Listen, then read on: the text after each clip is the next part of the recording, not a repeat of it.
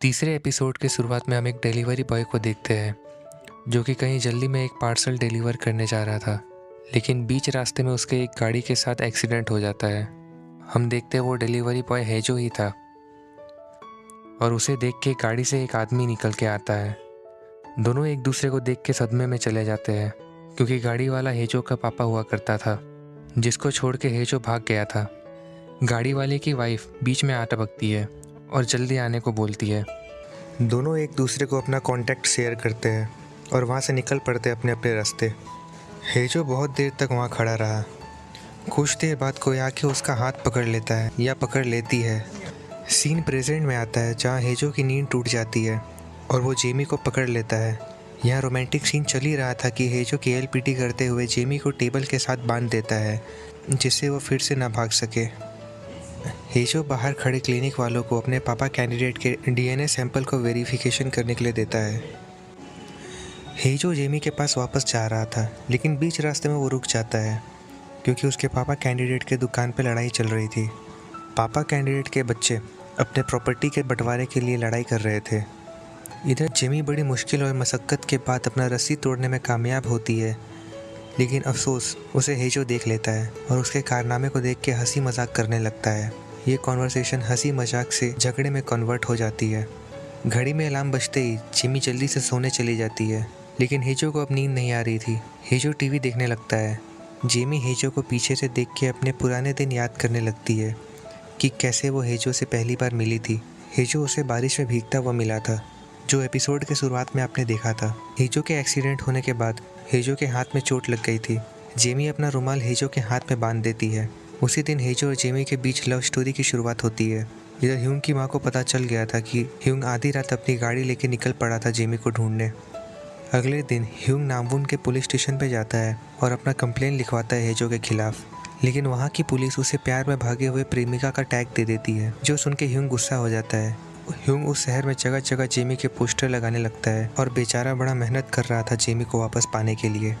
और चिलसोंग दिखाया जाता है जो कि पागल कुत्तों की तरह हेजो को ढूंढने के लिए निकल पड़ता है अपनी गैंग लेके।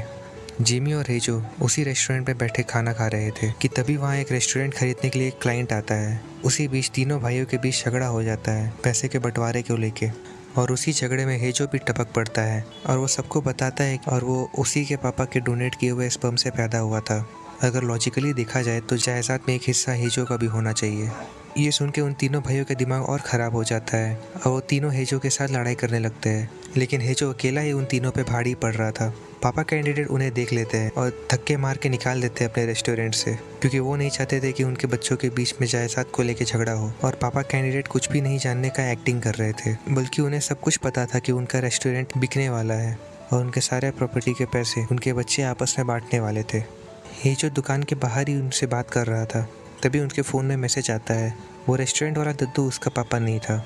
जेमी का पोस्टर देख के एक आदमी ह्यूंग को कॉल कर देता है। ये वही आदमी था जो रेस्टोरेंट खरीदने आया था। ह्यूंग भी भगते भगते उसी रेस्टोरेंट की तरफ आता है जहां उसे कॉल करके बुलाया गया था। कारी भी हेजो का फ़ोन ट्रैक करके उसी रेस्टोरेंट तक पहुंच जाता है। हेजो ह्यूंग को उसके तरफ आते हुए देख लेता है, जिसकी वजह से हेजो जेमी को लेके वहाँ से निकल पड़ता है, लेकिन बिजी ट्रैफिक की वजह से ह्यूंग हेजो को नहीं पकड़ पाता है। चिलसोंग उस रेस्टोरेंट में तोड़फोड़ करने लगता है और उसी वक्त पुलिस भी वहाँ आ जाती है। पुलिस चिलसोंग को तोड़फोड़ करते हुए देख लेती है। पुलिस को देख के चिलसोंग भी यहाँ सरेंडर कर देता है, लेकिन इधर पुलिस वाले की गाड़ी ही चोरी हो जाती है। पुलिस की गाड़ी चुरा के भागने वाला और कोई नहीं, ह्यूंग ही था। ह्यूंग हेजो की गाड़ी का पीछा कर रहा था। पुलिस की गाड़ी चुराने का न्यूज़ ह्यूंग की माँ को भी पता चल गया था और वो किसी जॉन नाम के आदमी को कॉल करके बुलाती है। हेजो की गाड़ी का एक्सीडेंट हो जाता है जिसकी वजह से वो सड़क से नीचे उतर जाता है। अब इधर ह्यूंग को एक अच्छा अपॉर्चुनिटी मिल जाता है। ह्यूंग भी भागते भागते जेमी के पास चला जाता है। ह्यूंग पुलिस की गाड़ी से बिजली वाला गन लेके हेजो को सरेंडर करने बोलता है, मगर ह्यूंग को वो गन चलानी नहीं आती थी। ह्यूंग गलती से वो गन अपने ऊपर ही चला लेता है। बिजली का झटका लगने की वजह से ह्यूंग वहीं बेहोश हो जाता है। जेमी ये देख के हेजो को बहुत कोसती है और गुस्से में उसे मारने लगती है, जिसके वजह से हेजो को फिर से दौड़े पड़ने लगते हैं और वो भी बेहोश हो जाता है। पुलिस की गाड़ी का लोकेशन देख के और भी पुलिस वाले उसके पीछे आ रहे थे, जिसका आवाज़ सुन के जेमी हेजो को झाड़ियों में छिपा देती है और खुद भी हेजो के साथ छुप जाती है। चिलसोंग को पुलिस वाले अरेस्ट करके लॉकअप में डाल देते हैं जहां ह्यूंग ऑलरेडी पड़ा हुआ था। ह्यूंग को जेल से निकालने के लिए ऊपर से ऑर्डर आता है, लेकिन पुलिस वाले उसे निकलने नहीं देते क्योंकि ह्यूंग को लेने के लिए उसकी माँ ने एक बॉडीगार्ड भेजा था। हेजो की आँख खुलती है और वो जेमी को दूर नदी के किनारे बैठा देखता है।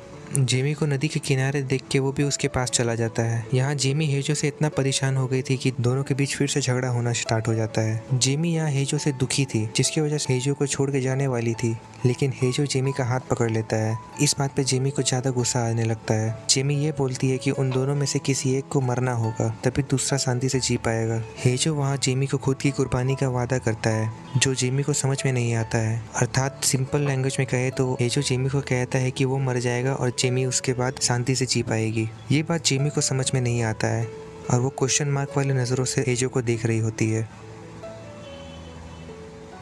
यहाँ एपिसोड 3 की समाप्ति हो जाती है। अगर आपको ये एपिसोड अच्छा लगा तो लाइक करें, शेयर तो घंटा नहीं करेंगे पता है, फिर भी सब्सक्राइब तो कर ही सकते हैं। इसके अगले एपिसोड भी इसी चैनल पे आने वाले हैं। तब तक के लिए टाटा।